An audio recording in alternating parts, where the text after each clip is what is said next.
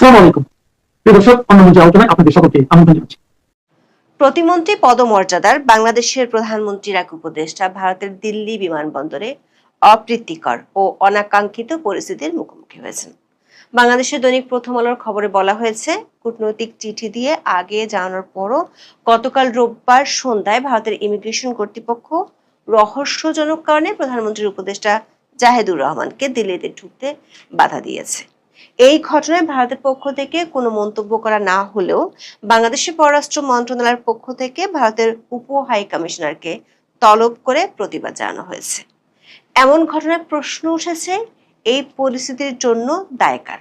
Delhi immigration কিংবা ভারতীয় পররাষ্ট্র মন্ত্রণালয়, নাকি বাংলাদেশের দিল্লিস্থ হাই কমিশনের কর্মকর্তাদের গাফিলতি এর জন্য দায়ী? তার চেয়ে বড় প্রশ্ন হলো, উপদেষ্টা নিজে কি এই ঘটনায় নিজের দায় এড়াতে পারেন? বাংলাদেশের পক্ষ থেকে এই ঘটনার প্রতিবাদ জানানো হলেও ডিপ্লোম্যাটিক পাসপোর্ট এবং ভারতীয় ভিসা ছাড়া উপদেষ্টা কেন সরকারি সফরে গেলেন, সেই প্রশ্নের উত্তর মিলছে না। কেন তিনি কয়েক বছর আগে নেওয়া সার্ক স্টিকার নিয়ে রওনা হলেন, যেখানে পাহেলগ্রাম ঘটনার পর ভারত আর সার্ক স্টিকার গ্রহণ করে না? আবার এই ঘটনাটি এমন এক সময় ঘটেছে যখন সীমান্তে উত্তেজনা সহ একাধিক বিষয়ে প্রতিবেশী দেশ দুটির মধ্যে উত্তেজনা বিরাজ করছে। ফলে প্রশ্ন উঠেছে, এই ঘটনা কি শুধু একটি বিচ্ছিন্ন ঘটনা, নাকি বিশেষ কোনো বার্তা? বিস্তারিত জানতে চলুন যাওয়া যাক বিশ্লেষণে।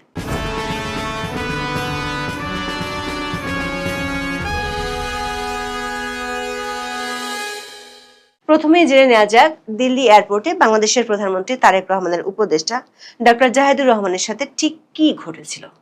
বাংলাদেশ ও ভারতের একাধিক সংবাদ মাধ্যমে প্রকাশিত খবরে বলা হয়েছে, 14 জুন রবিবার বিকেলে ঢাকার হযরত শাহজালাল আন্তর্জাতিক বিমানবন্দর থেকে এয়ার ইন্ডিয়ার একটি নিয়মিত ফ্লাইটে নয়াদিল্লির উদ্দেশ্যে রওনা হন বাংলাদেশের প্রধানমন্ত্রীর নীতি ও কৌশল এবং তথ্য ও সম্প্রচার বিষয়ক উপদেষ্টা ডক্টর জাহেদুর রহমান। দিল্লির ইন্দিরা গান্ধী আন্তর্জাতিক বিমানবন্দরে অবতরণের পর তাকে অনাকাঙ্ক্ষিত পরিস্থিতির মুখোমুখি হতে হয়। উপদেষ্টার ঘনিষ্ঠ সূত্রগুলোর বরাত দিয়ে বাংলাদেশের দৈনিক সমকাল বলছে, ঘণ্টাখানেক বসিয়ে রেখে বিভিন্ন প্রশ্ন করার পর প্রতিমন্ত্রীর পদমর্যাদার উপদেষ্টা পদে থাকা জাহেদুর রহমানকে ভারতে প্রবেশের অনুমতি দেওয়া হয়। এদিকে ভারতীয় সংবাদ মাধ্যম নিউজ 18 সূত্রের বরাত দিয়ে লিখেছে, ভারতের নিরাপত্তা সংক্রান্ত একটি নজরদারি তালিকা বা ওয়াচ লিস্টে উপদেষ্টা জাহেদুর রহমানের নাম থাকায় এই জটিলতার সৃষ্টি হয়েছিল। সে কারণেই বিমানবন্দরের অভিবাসন কর্মকর্তারা তাকে শনাক্ত করে জিজ্ঞাসাবাদের জন্য সাময়িকভাবে আটকে রাখেন। ওই প্রতিবেদনে বলা হয়, স্পষ্টতই একটি প্রশাসনিক ত্রুটির কারণে এই সমস্যার সৃষ্টি হয়েছে। সামাজিক মাধ্যম সংক্রান্ত একটি কালো তালিকা থেকে জাহেদুর রহমানের নাম আগেই সরিয়ে ফেলা হলেও অভিযোগ রয়েছে তা ইমিগ্রেশনের তালিকায় রয়ে গিয়েছিল, যে কারণে তিনি পৌঁছানোর পরই সতর্কতা তৈরি হয়।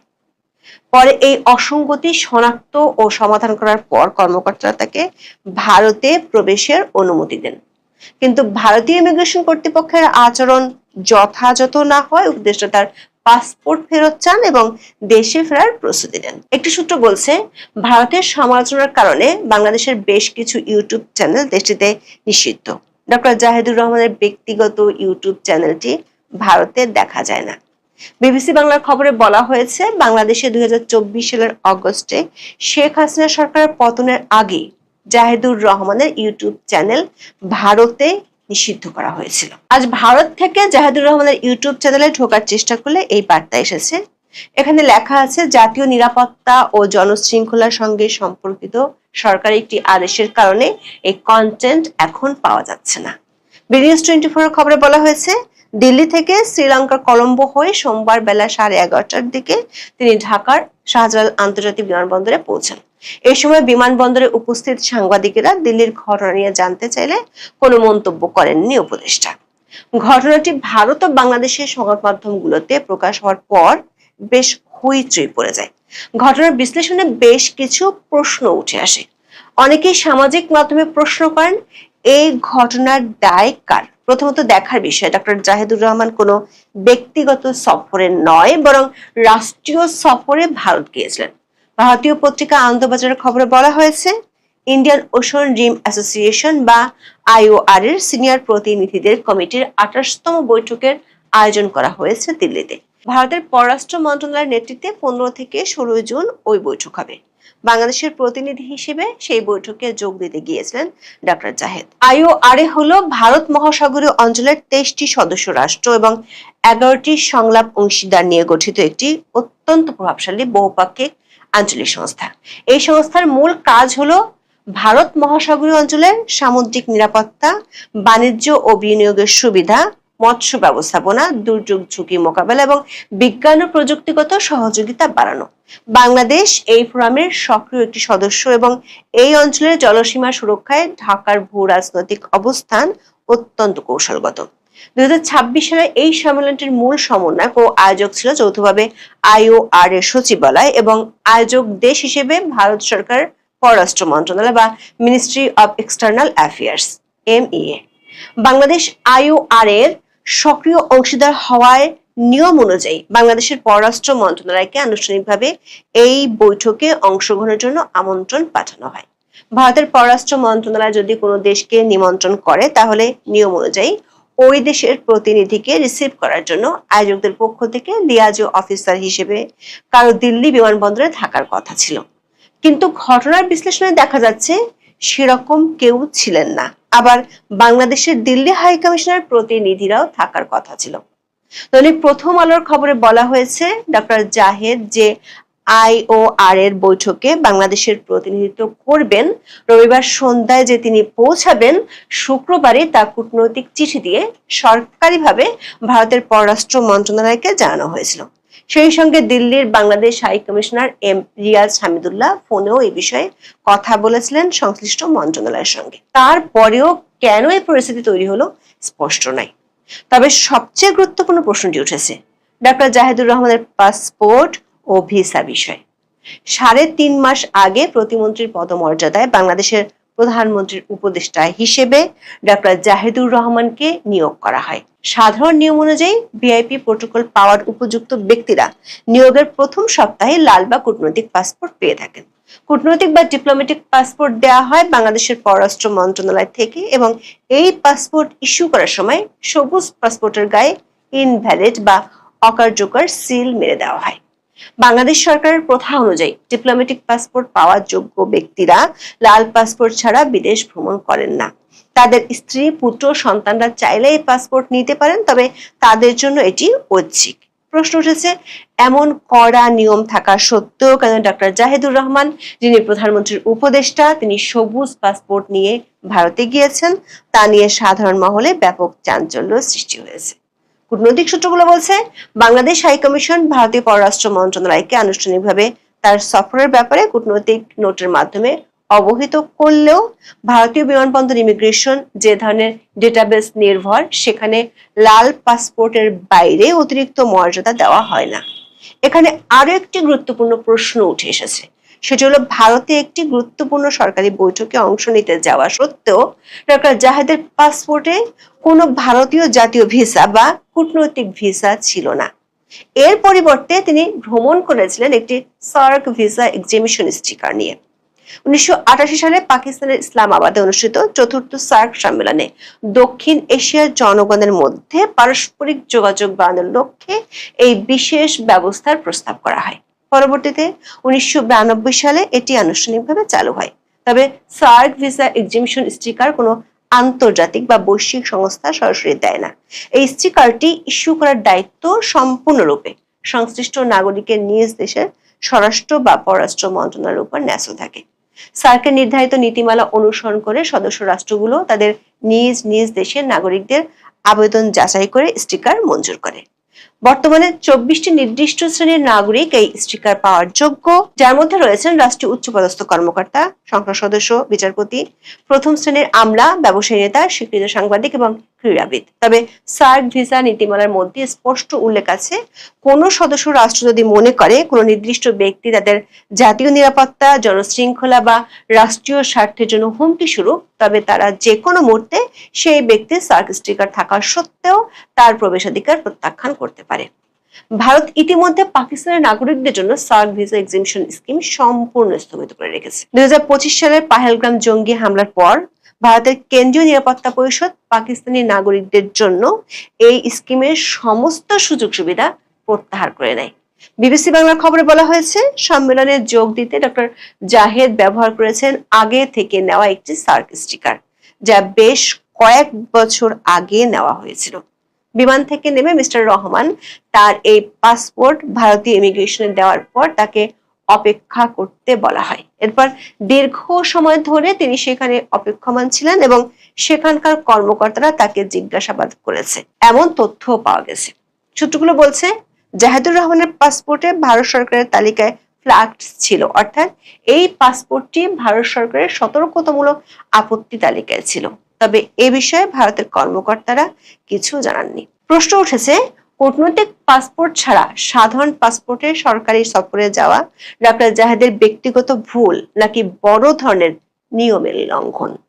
বাংলাদেশের পররাষ্ট্র মন্ত্রণালয় আনুষ্ঠানিকভাবে ঘটনাটি নিয়ে প্রতিক্রিয়া জানিয়েছে। ঢাকায় ভারতের ভারপ্রাপ্ত হাই কমিশনার পবন বড়েকে সোমবার দুপুরে পররাষ্ট্র মন্ত্রণালয়ে তলব করা হয়েছে। প্রধানমন্ত্রীর তথ্য উপদেষ্টা জাহেদুর রহমানের সঙ্গে গতকাল রোববার দিল্লির বিমানবন্দরে যে অনাকাঙ্ক্ষিত ঘটনা ঘটেছে তাতে তীব্র অসন্তোষ প্রকাশ করা হয়েছে। এর আগে দুপুরে পররাষ্ট্র মন্ত্রণালয় সাংবাদিকদের প্রশ্নের উত্তরে পররাষ্ট্রমন্ত্রী খলিলুর রহমান বলেছেন, দিল্লির ঘটনাটি অনাকাঙ্ক্ষিত ও দুঃখজনক। পররাষ্ট্র প্রতিমন্ত্রী শামা ওবায়দ সাংবাদিকদের প্রশ্নের উত্তরে বলেন, দিল্লি বিমানবন্দরে প্রধানমন্ত্রীর উপদেষ্টার সঙ্গে যা হয়েছে তা কোনোভাবেই প্রত্যাশিত নয়, যদিও ভারতের তরফ থেকে এখনো কোনো প্রতিক্রিয়া জানানো হয়নি। দর্শক, এই ঘটনাটি যখন ঘটলো তখন ভারত ও বাংলাদেশের দ্বিপাক্ষিক সম্পর্ক ইতিমধ্যেই বেশ কয়েকটি অত্যন্ত সংবেদনশীল ও কৌশলগত ইস্যুতে উত্তপ্ত ছিল। ডক্টর জাহেদের ঘটনাটি তাই কেবল একটি বিমানবন্দরে ঘটে যাওয়া ভুল নয়, বরং দুই দেশের গভীরতর অবিশ্বাসের সম্পর্কের বহিঃপ্রকাশ কিনা তা নিয়ে প্রশ্ন উঠেছে। সাম্প্রতিক মাসগুলোতে, বিশেষ করে 2026 সালের মে ও জুন মাসে ভারত বাংলাদেশ সীমান্তে পুশ ইন করার ঘটনা আশঙ্কাজনকভাবে বেড়েছে। আবার বাংলাদেশের জ্বালানি সংকট মোকাবেলায় নেপাল থেকে অতিরিক্ত বিদ্যুৎ আমদানির দীর্ঘদিনের চেষ্টা ভারতের সিদ্ধান্তের কারণে হোঁচট খেয়েছে। 2025 সালের নভেম্বরে ঢাকায় অনুষ্ঠিত দ্বিপাক্ষিক বৈঠকে নেপাল থেকে চলমান 40 মেগাওয়াট বিদ্যুতের বাইরে আরো 20 মেগাওয়াট বিদ্যুৎ বাংলাদেশের গ্রিডে যুক্ত করার বিষয়ে ত্রিপক্ষীয় নীতিগত সিদ্ধান্ত নেওয়া হয়েছিল। কিন্তু 2026 সালের জুনের শুরুতে ভারতের সেন্ট্রাল ইলেকট্রিসিটি অথরিটি এই অতিরিক্ত 20 মেগাওয়াট বিদ্যুৎ বহরমপুর ভেড়ামারা গেট করিডোর দিয়ে সঞ্চালনের অনুমতি দিতে অস্বীকৃতি জানায়। ভারতের দাবি, করিডোরে কোনো অতিরিক্ত সঞ্চালন সক্ষমতা নেই। এমন পরিস্থিতিতে ডক্টর জাহেদুর রহমানের ঘটনাটি ভারত ও বাংলাদেশের মধ্যকার অবিশ্বাসের মেঘকে আরো ঘনীভূত করবে কিনা সেই সন্দেহ বাড়ছে। এখন এ পর্যন্ত। সবাই ভালো থাকুন, সুস্থ থাকুন, নিরাপদে থাকুন। দেখা হবে আগামী পর্বে। আসসালামু আলাইকুম রাহমাতুল্লাহি ওয়া বারাকাতুহু। সম্মানিত দর্শক, কিংবদন্তির রাজনীতিবিদ জনাব তোফায়েল আহমেদ তিনি ইন্তেকাল করলেন পরিণত বয়সে, বার্ধক্যে রোগাক্রান্ত হয়ে। এমন একটা সময় তিনি ইন্তেকাল করলেন যখন তার দল ক্ষমতা থেকে নির্বাসিত। গণ আন্দোলন, বিপ্লব, গণ অভ্যুত্থানে পরাজিত। এমন একটা সময় তিনি ইন্তেকাল করলেন যখন আওয়ামী লীগের তার যারা নেতাকর্মী রয়েছেন, সেই নেতাকর্মী যারা আছেন তারা সবাই তাদের উপর রীতিমতো প্রকৃতির গজব। তারপরও হাজার হাজার মানুষ তার জানাজায় উপস্থিত হয়েছে। কোটি কোটি মানুষ তার এই মৃত্যুতে বেদনাহত হয়েছে এবং তার এই যে মৃত্যুর পর আমরা কথা বলছি, তিনি এখন আর এই ধরাধামে নেই। তার আত্মীয় স্বজন কোনো পর্যায়ে নেই এখন। শুভানুধ্যায়ী আত্মীয় স্বজন এমন কোনো পর্যায়ে নেই যে তার পক্ষে কথা বললে কেউ আমাকে পুরস্কৃত করবে, আর তার বিপক্ষে কথা বললে কেউ আমাকে ভৎসনা করবে। কিন্তু আমি বলছি, আমার মতো আরো বহু মানুষ কথা বলছেন, যাদের যে প্ল্যাটফর্ম আছে। এটাই হলো ওনার সফলতা, ওনার কিংবদন্তি, রাজনীতির সার্থকতা। তোফায়েল সাহেব আমার সহকর্মী ছিলেন, একজন সংসদ সদস্য হিসেবে। ঠিক এই সময়টাতে তাকে আমি সহকর্মী হিসেবে পেয়েছি, বন্ধু হিসেবে পেয়েছি। আর তারও আগে যখন ছাত্রলীগ করেছি, হি ওয়াজ মাই মেন্টর। তিনি ছিলেন আকাশের চাঁদ, আমার মাথার মুকুট। তার পা স্পর্শ করতে পারলে মনে হতো যে আমার একটা অ্যাক্রিডেশন হলো। আজ আমি তোফায়েল সাহেবকে পা ধরে সালাম করতে পেরেছি। এই হলো তার অবস্থা। আর তার যখন খুব খারাপ সময় গেছে, ঠিক সেই সময়টাতে তিনি আমাকে টেলিফোন করতেন, তার সঙ্গে কথা হতো। তার বাসায় দাওয়াত দিয়েছেন, আমার যাওয়ার সুযোগ হয়নি ব্যস্ততার কারণে, কিন্তু অনুভব করতাম। আর সেই অনুভব থেকে এই কথাগুলো বলছি। কেন বলছি এই কারণে, আমি শেরেবাংলাকে ফজলুল হককে দেখিনি, আবুল হাসিমকে দেখিনি, চিত্তরঞ্জন দাসকে দেখিনি, শরৎ বসুকে দেখিনি, মহাত্মা গান্ধী বা পণ্ডিত জওহরলাল নেহরুকে দেখিনি। কিন্তু না দেখলেও এরকম শত শত পাক ভারত উপমহাদেশে যারা কিংবদন্তি রাজনীতিবিদ, তাদের জীবনী পাঠ করেছি। কিন্তু একজন তোফায়েল আহমেদকে আমি দেখেছি একদম কাছে থেকে, বিভিন্ন অ্যাঙ্গেলে তাকে দেখেছি। তো সেই দিক থেকে আমার কাছে মনে হয়েছে যে তার ব্যক্তিত্বময়তা, তার আকর্ষণীয়তা, এটা বাঙালির যে 100 বছরের ইতিহাস, 1926 থেকে আজ পর্যন্ত এই 100 বছরের ইতিহাসে যে কয়জন মানুষ, যদি 10 জন মানুষ এই বাংলায় ওই বাংলায় ইতিহাস রচনা করে থাকে রাজনীতির ময়দানে, কিংবদন্তির ইতিহাস, তার মধ্যে তোফায়েল আহমেদ একজন অনন্য ব্যক্তিত্ব। তোফায়েল আহমেদের সমসাময়িক আরো অনেক বড় নেতা ছিলেন, যেমন কে এম ওবায়দুর রহমান সাহেব ছিলেন। তোফায়েল আহমেদ সাহেব ডাইরেক্ট নেতা ছিলেন শাহ মুয়াজ্জেম সাহেব, ফেরদৌস আহমেদ কুরেশি, তারপর নূর আলম সিদ্দিকী, এরপর শাহজাহান সিরাজ, আসম আব্দুর রব। এর বাইরে আব্দুর রাজাক সাহেব তো তার ডাইরেক্ট, যাকে বলা হয়, তার বস ছিলেন। এরা সবাই বড় নেতা, কিন্তু কিংবদন্তি হয়ে গেছেন তোফায়েল আহমেদ। কেন? তিনি কতগুলো সুযোগ পেয়েছিলেন, সেই সুযোগ তিনি গ্রহণ করেছেন। আর তিনি কতগুলো সুযোগ পেয়েছিলেন, সেই সুযোগগুলো তিনি গ্রহণ করেননি। যেমন তিনি যদি জিয়াউর রহমান সাহেবের ক্যাবিনেটে যেতেন, তিনি জিয়াউর রহমানের প্রধানমন্ত্রী হতে পারতেন। এর কোনো প্রমাণ নেই আমার কাছে, আমি শুনেছি। কিন্তু জনাব হুসাইন মোহাম্মদ এরশাদ তার অত্যন্ত বিশ্বস্ত লোকের মাধ্যমে, নামটা বলে দেই, জনাব কাজী ফিরোজ রশিদ, জনাব কাজী ফিরোজ রশিদের মাধ্যমে তোফায়েল সাহেবের কাছে প্রস্তাব পাঠিয়েছিলেন জাস্ট উইদিন 5 মিনিটস। মানে তোফায়েল সাহেব তার বাসা থেকে বঙ্গভবনে যাবেন এবং প্রধানমন্ত্রী রূপে শপথ গ্রহণ করবেন, এই প্রস্তাব নিয়ে। তোফায়েল সাহেব কিভাবে সেই প্রস্তাব তিনি ফেরত দিয়েছেন, সসম্মানে সেটি প্রত্যাখ্যান করেছেন, তারপরে কাজী জাফর সাহেবকে প্রধানমন্ত্রী করা হয়।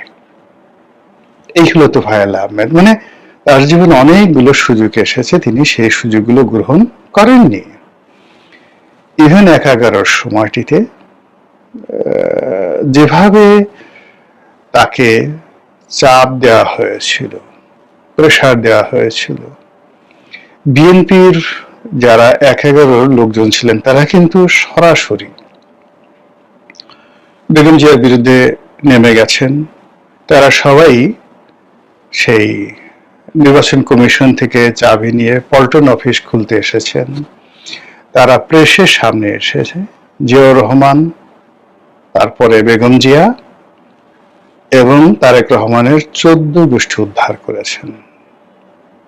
আচ্ছা বলেন তো, তোফায়েল আহমেদ, সুরঞ্জিত সেনগুপ্ত, আমির হোসেন আমু, আব্দুর রাজ্জাক, যাদেরকে রেয়ার্স বলা হয়, আওয়ামী লীগের অনেক রাগ এদের বিরুদ্ধে। এরা সংস্কারবাদী ছিল, ইনক্লুডিং সাবির হোসেন চৌধুরী। বিএনপির যে সকল ১/১১ কুশীলবদের সঙ্গে বিএনপির যে সকল সংস্কারবাদী নেতা যে অপকর্মগুলো করেছে, এর একটা সিঙ্গেল উদাহরণ আপনি দেখাতে পারবেন যে নেভার এভার কোনো কালে আপনি দেখাতে পারবেন না যে একজন মাহমুদুর রহমান মান্না, একজন আখতারুজ্জামান, একজন ক্ষমা জাহাঙ্গীর, ক্ষমা জাহাঙ্গীর মারা গেছেন, আমার প্রতিদ্বন্দ্বী ছিলেন, কিংবা ধরুন ওই যে বগুড়ার জনাব মান্নান, কালা মান্নান বলা হতো তাকে, উনি, তোফায়েল সাহেব, আমির হোসেন আমু, যাদের বিরুদ্ধে নাম আসছে এরা কুশীলব ছিলেন ১/১১। মূলত ১/১১ যারা আর্মির লোকজন এদেরকে টার্গেট করেছিলেন, সবাইকে টার্গেট করে তাদেরকে চাপ দেওয়া হয়েছিল একটা রিফাইন্ড আওয়ামী লীগ, একটা ঐক্যবদ্ধ আওয়ামী লীগ মাইনাস শেখ হাসিনা বাস্তবায়ন করার জন্য। এরা করেননি। এরা পিঠ বাঁচানোর জন্য হয়তো একবার দুবার তাদের সাথে বৈঠক করেছেন। যদি তাদের কোনো গোপন ভিডিও থাকতো, সঙ্গে সঙ্গে কিন্তু এখন এগুলো প্রচার হয়ে যেত। তো তোফায়েল সাহেবের এরকম কোনো ভিডিও আছে যেখানে তিনি শেখ হাসিনা টাকা নিয়েছেন, শেখ হাসিনার বিরুদ্ধে কথা বলেছেন, শেখ হাসিনাকে বাদ দিয়ে তিনি প্রধানমন্ত্রী হবেন, আব্দুর রাজ্জাক হবে, আওয়ামী লীগের সভাপতি হবেন, একটা সিঙ্গেল উদাহরণ আছে? অথচ শেখ হাসিনা এই বিষয়গুলো সারাটা জীবন, মানে আমি তোফায়েল সাহেবের কান্না দেখেছি, আমি আব্দুর রাজ্জাকের চোখের পানি দেখেছি আমার মতো মানুষের হাত ধরে, আমি আমির হোসেন আমুর অসহায়ত্ব দেখেছি আমার মতো মানুষের হাত ধরে। এই কাজগুলো দলের মধ্যে করা হয়েছে। রাজ্জাক সাহেব মারা গেছেন, তোফায়েল সাহেবও মারা গেছেন, কিন্তু আওয়ামী লীগের মধ্যে এখনো পর্যন্ত এই যে যাদেরকে তুচ্ছ করে, তাচ্ছিল্য করে, অপমান করে, একজন আব্দুস সামাদ আজাদকে যে অপমান করা হয়েছে, একজন তোফায়েল সাহেবকে, একজন সুরঞ্জিত সেনগুপ্তকে, একজন সাবির হোসেন চৌধুরীকে দলের মধ্যে যে অপমান করা হয়েছে, এ দৃশ্য আমরা যারা দেখেছি, ইউ ক্যানট বিলিভ। তারপর তারা দল ছেড়ে যায়নি। একজন শামীম ওসমানকে, একজন সেলিনা হায়াত আইবিকে উইদিন ইন্টারনাল ক্লাসে যে অপমান করা হয়েছে দলের মধ্যে। আচ্ছা, আপনি শামীম ওসমানকে বলেছেন গডফাদার, সবকিছু করে, তাকে কেন্দ্রীয় নারায়ণগঞ্জের বাইরে এনে তাকে দল একটা সাধারণ পোর্টফোলিও তাকে দেওয়া হয়েছে, তাকে স্বীকৃতি করেছে। বরং প্রতিটা মুহূর্তে মানে যত বদনাম শামীম ওসমানের, আর যত মাখন পোলাও কোরমা সব দরবেশের, সালমান এফ রহমানের, আনিসুল হকের। এখন নারায়ণগঞ্জের মতো জায়গাতে শামীম ওসমান আছে, ধরেন আওয়ামী লীগ করে, তার ভাই সেলিম ওসমান, সে কি আওয়ামী লীগ করতো? সে কি এমপি হয়নি? তার আর এক ভাই যে মারা গিয়েছেন, সে কি এমপি হননি? তো এই পরিবারের একটা মানে যাকে বলা হয় গ্রহণযোগ্যতা আছে। আবার ধরেন আইভিকে আওয়ামী লীগ কেন করতে হবে? সে কি আওয়ামী লীগের বাইরে গিয়ে মেয়র হয়নি? তার বাবাকে এই আওয়ামী লীগের বাইরে গিয়ে মেয়র হয়নি? রাজনীতি এরকম একটা বিষয়। কিন্তু এরকম যারা জনপ্রিয় লোকজন আছে তাদেরকে আওয়ামী লীগ কখন কেন ওন করছে না? আইভিকে তো আওয়ামী লীগ এখনো ওন করছে না। কিন্তু একজন আইভি, একজন আব্দুর রাজ্জাক, একজন তোফায়েল আহমেদ, এদেরকে সৃষ্টি করা যায়নি, সৃষ্টি হয় না। এরা যেটা বলছিলাম, এই তোফায়েল আহমেদ মানে দেশ তাকে স্মরণ করছে, জাতি তাকে স্মরণ করছে, কিন্তু আওয়ামী লীগের যারা লোকজন আছে তারা কয়জন স্মরণ করেছেন বলেন তো? আজকের দিন পর্যন্ত আওয়ামী লীগের কোন লোকটি তোফায়েল আহমেদের জন্য চোখের পানি ফেলেছেন বলেন তো? কোন নেতা, কোন বিবৃতি দিয়েছেন? সেই স্মৃতি মনে করে, শেখ হাসিনাকে স্মরণ করে। মানে বিশ্বাস করেন, মানে আমি যখন একটা সময় খুব যাকে বলা হয় এমপি হওয়ার পরে বুঝতাম না, অনেক কিছু বুঝতাম না, তখন শেখ হাসিনার সঙ্গে তোফায়েল সাহেবের খুব সম্পর্ক খারাপ দর্শনে। আর আমি তখন টকশো থেকে যা মুখে আসে তাই বলি। একদিন উনি আমাকে লিফটের সামনে খুব বকা দিলেন। যে কি সব পেয়েছো, এভাবে কথা বলছো কেন, এরকম কেন করছো? বিশ্বাস করেন আওয়ামী লীগের কোন লোক কখনো আমাকে এইভাবে বকা দেয়নি। আবার ওনার রুমে নিয়ে ডেকে আদর করে দিয়েছেন, বুঝিয়ে বলেছেন যে বাবা এইভাবে আসলে রাজনীতি হয় না। এই যে সুরঞ্জিত সেনগুপ্ত, নেত্রীর সঙ্গে তার যখন খুব খারাপ সম্পর্ক, ঠিক সেই সময় সে আমাকে বলছে যে এ রনি, তুমি দলের বিরুদ্ধে কথা বলছো কেন, নেত্রীর বিরুদ্ধে কথা বলছো কেন, তোমার কথা। আমি বললাম যে আমি তো সরাসরি বলি না। বললাম মানুষ তো বেকুব না, তুমি প্রকাশ্যে হোক গোপনে হোক, সেটা দলের প্ল্যাটফর্ম আছে, সেগুলো বাদ দিয়ে তুমি টেলিভিশনে গিয়ে সমস্ত কথাবার্তা কেন বলছো? এখন এই যে সুরঞ্জিত সেনগুপ্ত, তোফায়েল আহমেদ, এই দুজন মানুষের যে এই যে দুটো ঘটনা, এটা কি শেখ হাসিনা জানতেন বা জানেন যে দলটিকে তারা কিভাবে তার অবর্তমানে, তার সঙ্গে তাদের ব্যক্তিত্বের কন্ট্রাডিকশন এন্ড কনফ্লিক্ট থাকতে পারে, কিন্তু এই মানুষগুলো তো দলের পেছনে এইভাবে কাজ করেছে, অথচ অন্যান্য মানুষগুলো কিন্তু এইভাবে কাজ করেনি। যাকে নিয়ে সেই তোফায়েল আহমেদ আমি কাছে থেকে দেখেছি, একটা জীবন্ত কিংবদন্তি। লেখাপড়া, ড্রেস কোড, পোশাক আশাক পরা, মানুষের শত্রুতা করা, মানুষের সাথে নেগোসিয়েশন করা, একটা আপাদমস্ত পায়ের নখ থেকে চুল পর্যন্ত রাজনীতিবিদ ছিলেন। সফলতা, সার্থকতা, মানুষকে ভয় দেখানো, ক্ষতি করা, নেতিবাচক, একটা রাজনীতিবিদদের মধ্যে যত গুণাবলী থাকা দরকার সেই গুণাবলী এই মানুষটির ছিল, যেটি আমি আমার দৃষ্টিতে 1926 থেকে এই পর্যন্ত যদি পুরো বাংলা, বিহার, উড়িষ্যাতে 10 জন রাজনীতিবিদের নাম ইতিহাসে লেখেন, তোফায়েল সাহেবের নাম এই 10 জনের মধ্যে আসবে। অনেক বড় বড় মানুষের নাম আসবে না, কিন্তু তার নাম আসবে 100 বছরের রাজনীতিবিদদের মধ্যে। এই মানুষটি বাংলার জমি থেকে বিদায় নিলেন। আফসোস, এই জমিন আমরা তাকে সম্মান জানাতে পারলাম না, রাষ্ট্র তাকে সম্মান জানাতে পারলো না, সরকার তাকে সম্মান জানাতে পারলো না, তার দল তাকে সম্মান জানাতে পারলো না। আর যে দেশে তার গুণী মানুষ তার কর্মের সম্মান না পায়, মর্যাদা না পায়, সে দেশে কখনো গুণী মানুষ জন্ম নেয় না।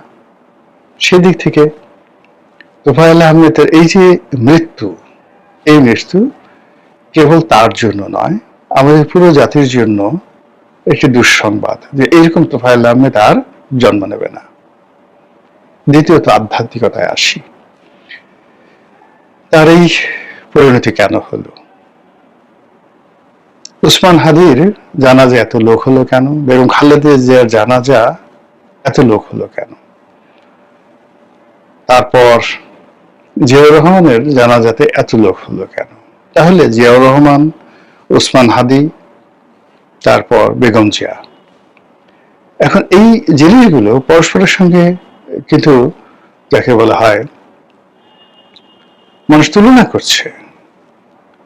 জিয়াউর রহমানের জানাজা অনেক লোক হয়েছিল, এখন সবাই বলার চেষ্টা করছে আচ্ছা খালেদা জিয়ার জানাজায় বেশি না জিয়াউর রহমানের বেশি। অনেকে বলার চেষ্টা করছে উসমান হাদির জানাজায় বেশি না, খালেদা জিয়ার জানাজাতে বেশি লোক হয়েছে। এই 3 জন মানুষকে আপনি একত্র করেন আর তোফায়েল সাহেবের যে জানাজার কথা চিন্তা করেন, তার মৃত্যুর কথা চিন্তা করেন, আপনার কাছে কি মনে হয়? এই যে জানাজাতে এত লোক আসলো, এটি কি তাদের প্রাপ্তি? আর তোফায়েল আহমেদের জানাজাতে জয় বাংলা গ্রেপ্তার দিতে গিয়ে লোকজন সেখানে বেশি লোক আসতে পারলো না, এটা কি তার প্রাপ্তি? নট লাইক দ্যাট, সেটা নয়। কিন্তু তোফায়েল আহমেদের এই অবস্থা হলো কেন? তিনি তো অত্যন্ত সম্মান নিয়ে সুন্দরভাবে মরতে পারতেন। তিনি এই যে তার বার্ধক্যজনিত এই এত রোগ বালায় আসলো কেন, এত কষ্ট কেন, এত বেদনা কেন? এটার কারণ কি? এটা যে তিনি যে বিভিন্ন সময় অপরাধ করেছেন, কুকর্ম করেছেন, বলা হয় তিনি রক্ষী বাহিনীর অধিকর্তা ছিলেন, তিনি বঙ্গবন্ধুকে রক্ষা করেননি, রক্ষী বাহিনী তার কাছে এসেছিল এই অনুমতির জন্য, তিনি অনুমতি দেননি, এইসব নানা কথা আছে। তিনি ঘুষ খেয়েছেন, দুর্নীতি করেছেন, এলাকায় জুলুম অত্যাচার করেছেন, তার বিরাট বাহিনী ছিল, আত্মীয় স্বজন অত্যাচারে ভোলাবাসী অতিষ্ঠ, নানা রকম কথাবার্তা আছে। এগুলোর পাপের ফলে কি তিনি এই দুনিয়া থেকে দুর্ভোগ দুর্দশা ভোগ করে গেলেন, নাকি এটা কেবলই নেহায়েত প্রাকৃতিক, যে জীবন এরকমই, এর সাথে বড় বড় মানসিকভাবে বার্ধক্যে এসে তিনি প্রকৃতির কাছে পরাজিত হন, হোয়াট এভার মেবি। এই বিষয়গুলো নিয়ে এত আধ্যাত্মিক চিন্তা ভাবনা করার দরকার নেই। ফার্স্ট থিং হলো যে একজন তোফায়েল আহমেদ তার জীবনের কর্ম, তার রাজনীতির কর্ম, ভালো মন্দ মিলিয়ে একজন মানুষ, তো সেখানে তার যে কিংবদন্তি রয়েছে, সেই কিংবদন্তি অনুযায়ী তার যে প্রাপ্তি ছিল, সেই প্রাপ্তি আমরা দিতে পারলাম না। মহান আল্লাহ আমাদের সবাইকে হেদায়েত দান করুন এবং হেফাজত করুন। আসসালামু আলাইকুম ওয়া রাহমাতুল্লাহি ওয়া বারাকাতুহু।